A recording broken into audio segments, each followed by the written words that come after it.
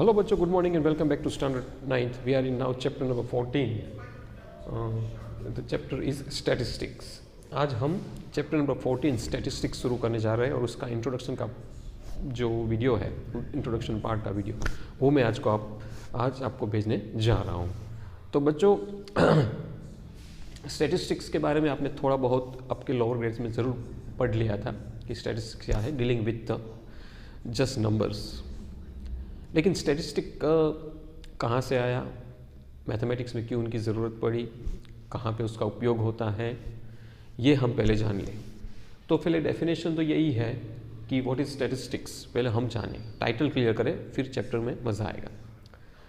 तो branch of science which deals in collection, presentation, analysis and interpretation of data. तो data क्या है आपको पता है, न्यूमेरिकल इंफॉर्मेशन अबाउट समथिंग, किसी भी चीज़ के बारे में कोई हम फिगर्स कलेक्ट करते हैं, न्यूमेरिकल फिगर्स, वो हम डेटा कहते हैं, राइट. तो कोई भी सब्जेक्ट उठा लो, कोई भी चीज़ उठा लो, अगर उस चीज़ के बारे में मुझे जब न्यूमेरिकल इन्फॉर्मेशन मिली, उस न्यूमेरिकल इन्फॉर्मेशन को मैं किस तरह से प्रेजेंट करूँ, किस तरह से उसका एनालिसिस करूँ, किस तरह से उसको इंटरप्रेट करूँ, ये मुझे आ गया तो मुझे स्टैटिस्टिक आ गया. तो जितने भी मेरे पास फिगर्स आ रहे हैं उनको मुझे अच्छी तरह से अरेंज करना है. अगर मैं बहुत ही प्रिसाइजली बात करूँ, मेरे वांट के हिसाब से, मुझे जो चाहिए इसके हिसाब से, राइट. जैसे कि एज फॉर एग्जांपल मैं आपको बताऊं कि भुज में बहुत सारी स्कूल्स हैं, मुझे कोई CBSE की अच्छी स्कूल चाहिए. तो मैं क्या करूँगा कि मैं सारी CBSE स्कूल्स, जितनी भी स्कूल इंग्लिश मीडियम स्कूल्स है, उसकी इन्फॉर्मेशन लूँगा, कितने बच्चे हैं, कौन प्रिंसिपल है, कौन सा वो लोग बोर्ड फॉलो कर रहे हैं, कितने बच्चे हैं पर क्लास, क्या फैसिलिटीज़ है, क्या टाइमिंग है, क्या फ़ीस है, ये सारा डेटा है. अब फिर मुझे उसको एनालिस करना है. मैंने जब एनालिस किया तो मुझे पता चला कि इतने में इतनी CBSE है, इतनी गुजरात बोर्ड की है, इतने बच्चे हैं, ये फीस है. That is called analysis. फिर उसको अच्छी तरह से प्रेजेंट किया ताकि मैं ठीक से समझ सकूं, मुझे समझना आसान हो, इसलिए प्रेजेंट करना है. प्रेजेंट करने के बहुत तरीके हैं, वो हमने सीख लिया. बार ग्राफ है, पाई चार्ट है, बहुत सारे तरीके हैं, उसको प्रेजेंटेशन कहते हैं. फिर इंटरप्रिटेशन करना मतलब क्या कि उसमें क्या क्या, मतलब दो स्कूल के बीच में मेरी ज़रूरत के हिसाब से इसमें क्या कमी है इस स्कूल में. हाँ, मुझे ये चाहिए तो ये इस स्कूल में नहीं है, वो स्कूल में है, वो स्कूल में दूसरी चीज़ नहीं है जो मुझे चाहिए. तो इस तरह से सर्च करते करते मेरी हर एक चीज़ को वो कोई स्कूल सेटिस्फाई करे, ऐसी बेस्ट स्कूल में सिलेक्ट करूँगा. That is called interpretation end of data. और फिर मुझे पता चले कि yes, this is the best school for me.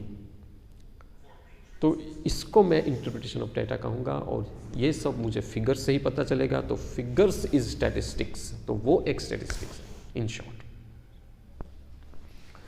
Data के बारे में हम जो अनग्रुप डेटा और ग्रुप डेटा अगर आप बताओ, तो पहले ग्रुप डेटा में जाएंगे कि जो भी अनग्रुप डेटा मतलब क्या, डेटा हमने कलेक्ट कर लिया है लेकिन हमने उसको अरेंज नहीं किया है हमारी ज़रूरत के हिसाब से, दैट इज़ अनग्रुप डेटा. फिर उसको ग्रुप करना पड़ता है. तो ग्रुप करने के लिए कुछ 3 तरीके हैं. और ग्रुप डेटा क्या है, measure of central tendency, that is mean, median and mode. Mean, median and mode, ये 3 तरीके हैं जिससे मैं डेटा को ग्रुप कर सकता हूँ अच्छी तरह से. अब आप बोलोगे कि सर मीन क्या है, तो मीन कुछ नहीं है, addition of all the observations. मैंने जितने भी डेटा कलेक्शन किया है उसका मैं वो मेरा ऑब्जर्वेशन है, उसको ऑब्जर्वेशन कहा जाता है. जो डेटा को, इसको मैं ऐड करूंगा और उसको टोटल नंबर ऑफ ऑब्जर्वेशन से डिवाइड कर दूंगा, तो मुझे मीन मिल जाएगा. मीन मतलब एवरेज. फिर मीडियन है. मीडियन भी कुछ नहीं है, value of the middle most observation. ये 3 अलग अलग तरीके हैं, लेकिन हमें वो ग्रुप डेटा बनाने में ही काम आता है, लेकिन तरीका अलग अलग है. तो एक मीडियन भी है, और मीडियन में most value of the middle most observation. तो जितने भी ऑब्जर्वेशन मेरे पास डेटा आया उसका सबसे मिडिल वाला कौन सा है, वो मुझे अगर फाइंड करना है तो मैं ये मीडियन से करूँगा.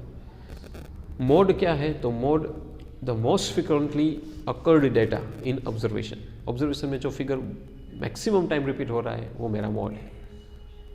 ओके, तो ये 3 अलग अलग तरीके हैं मीन, मीडियन एंड मोड, जिसके द्वारा मैं ग्रुप्ड डेटा को अरेंज कर सकता हूँ, मुझे पता चल जाता है। अब मीडियन में 2 चीज़ और भी है कि अगर जो ऑब्जर्वेशंस है वो ऑड है तो आपको वैल्यू फाइंड करने के लिए n+1/2 that is your observation. जैसे कि वो सम करेंगे तो आपको ज़्यादा पता चलेगा, लेकिन फिलहाल ये आपको डेफिनेशन याद करनी है। n+1, n मतलब नंबर ऑफ ऑब्जर्वेशंस, और इवन हो तो n/2 तक n+n/2+1 ऑब्जर्वेशन को ऐड, ये दोनों को ले लो साथ में, that will be the answer. तो इसको सिर्फ हम अप्लाई करेंगे ज़्यादा, जब हम सम्स करेंगे तो ज़्यादा पता चलेगा। फिलहाल मैंने आपको इंट्रो पार्ट में इसलिए दिया है कि ये सब कुछ इंपॉर्टेंट डेफिनेशन है जो आपको याद रखनी है for finding mean, median and mod, उनके लिए यूज़ करना है। तो ये हमारा इंट्रो पार्ट है।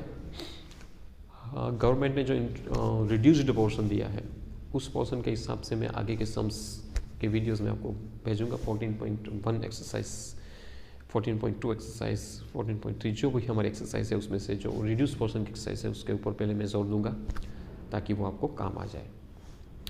तो अगला वीडियो मेरा रिड्यूस पोर्शन से जो भी एक्सरसाइज होगी उसके लिए या वो भेजूंगा।